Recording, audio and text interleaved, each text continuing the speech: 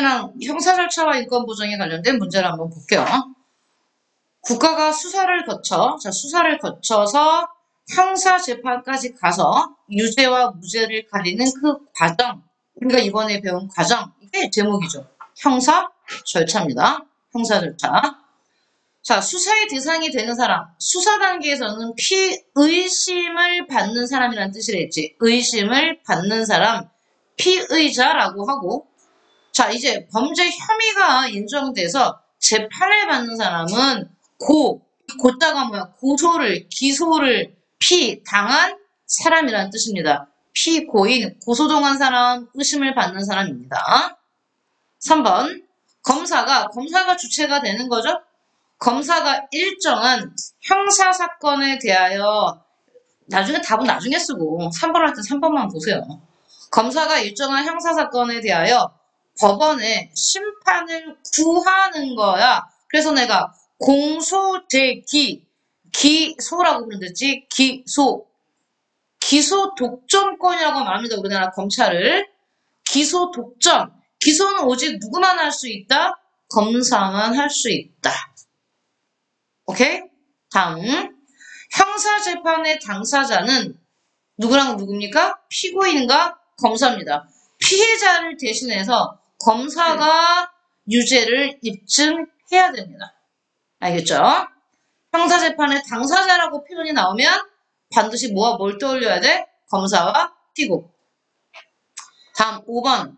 형을 선고하면서 이를 즉시 집행하지 않고 일정 기간 형의 집행을 미루는 게 유예잖아. 집행을 미룬다. 합쳐서 집행유예. 선생님이 중요한 건 뭐랬니? 집행유예 기간이 끝나면 이거 외우랬지 그냥 단어를.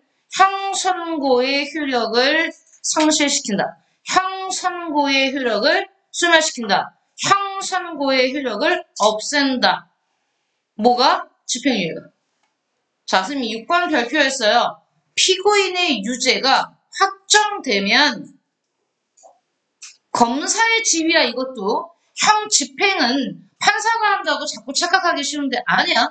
판결만 판사가 하고 형 집행 절차도 검사가. 수사 단계부터 검사가. 뭘 쓰든 너나 수사, 기소, 집행까지 검사가. 다음 7번.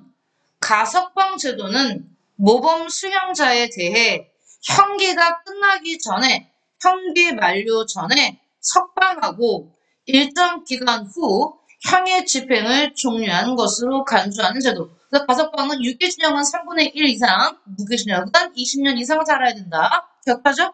오케이. 8번. 수사 과정에서 피의자는 불구속 수사하는 것이 원칙이나 예외적으로 적법한 절차에 따라 법관이 발주한 영장을 제시하면 체포나 구속 등이 가능하도록 한 제도, 무슨 제도? 영장 나왔잖아요. 영장제도입니다. 영장제도. 여러분 지금 쓰고 있는 거 보면 아까 다 못 풀었어요? 자, 9번. 구속적보 심사제도는 이미 구속되고 난 다음에 냈지? 내가 구속되고 난 다음에 나의 구속이 적합하냐 적합하지 않느냐. 그래서 피의자 신분일 때 피고 아니야. 피고는 보석을 신청하는 거야. 아줌마. 피고가 집에 가는 건, 공판 중에 피고가 집에 갈 수 있는 건 보석을 신청하는 거고, 수사 단계에서 피의자가 집에 갈 수 있는 건 구속 적법 심사야. 알겠니? 다음.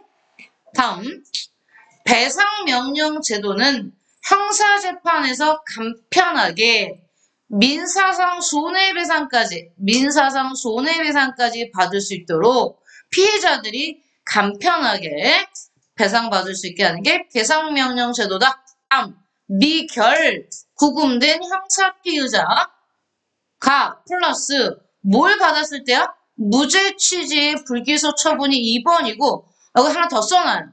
미결 구금이라는 게 이제 구속됐다는 얘기인데, 아직 결정이 나지 않은 상태에서 이런 뜻이야. 미결의 뜻은. 왜? 아직 수사 단계니까요. 검사가 기소할지 기소하지 않을지를 결정하지 않았기 때문에 미결이야.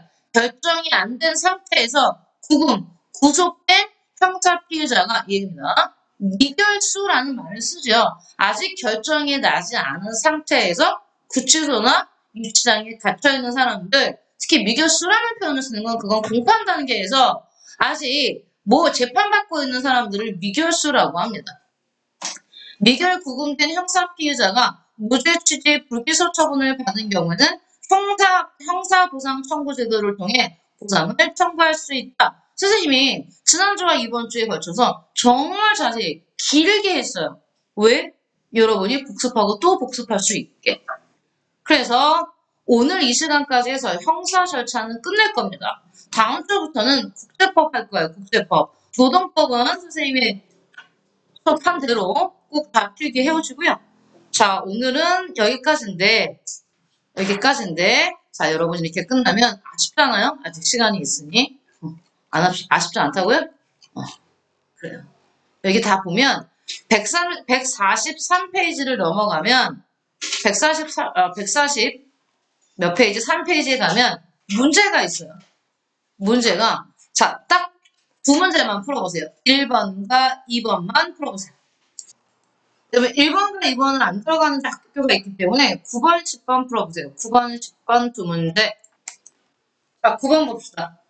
수사 절차가 가다에 대한 설명으로 옳지 않은 것은 자, 입건 단계지? 수사하고 수사가 끝나고 다 수사인데 입건은 우리가 5가지 경우에 할 수 있다 했잖아요. 고소, 고발, 그치? 자백, 자수 뭐 등등이 있었잖아요. 현행범도 있었고요. 그러면 1번 옳지 않은 거 고르는 문제야. 1번 가는 수사기관의 그치 인지 5개 중에 인지도 있었죠.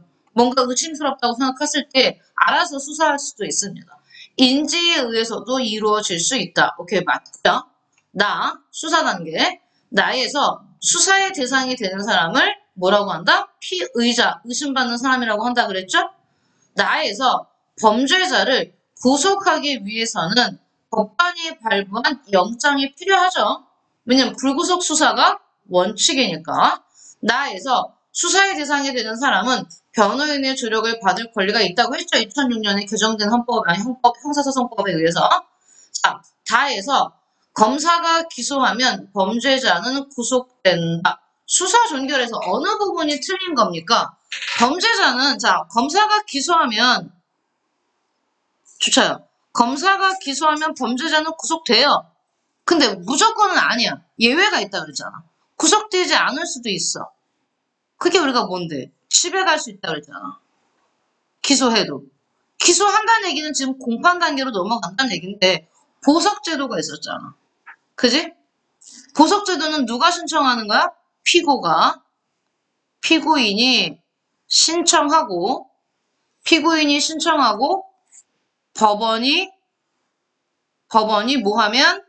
인용 받아들이면 뭐한 상태에서 불구속된 상태에서 재판받을 수 있어요. 불구속 재판이 가능해집니다. 그래서 5번이 틀린 겁니다.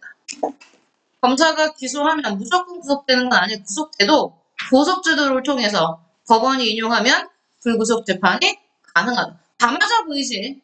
얘들아 수사는 불구속이지만 공판은 구속 재판이야. 알겠지?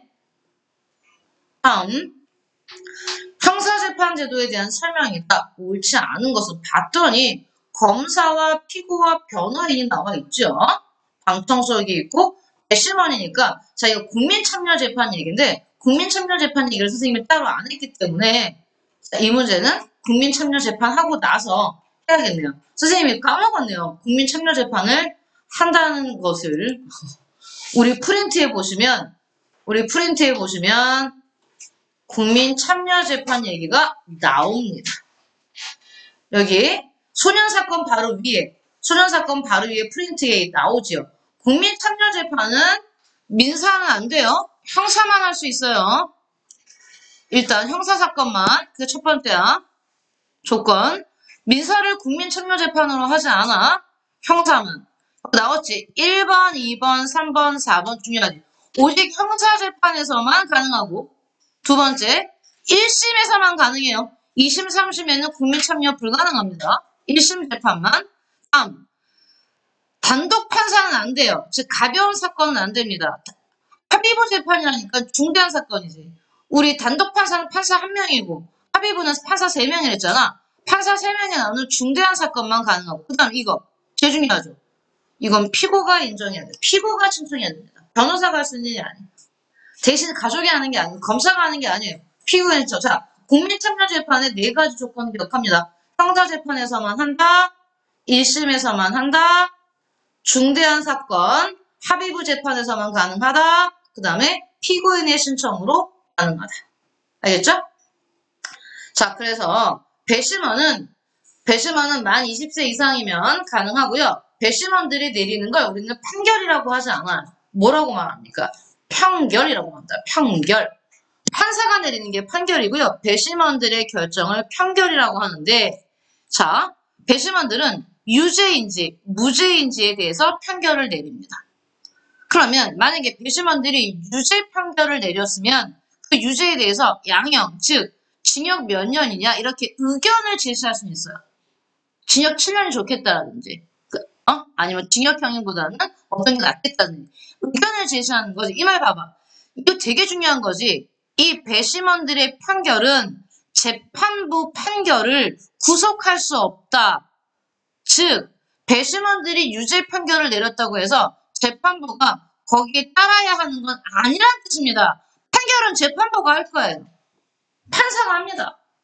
배심원이 유죄 판결을 내려도 판사가 무죄 내릴 수 있어요. 반대로 배심원이 무죄 판결을 내려도 판사가 유죄 판결을 내릴 수 있어요. 그럼 왜 해요, 선생님? 대신에 많은 영향을 받겠죠. 압력도 받고 영향도 받을 수 있겠죠.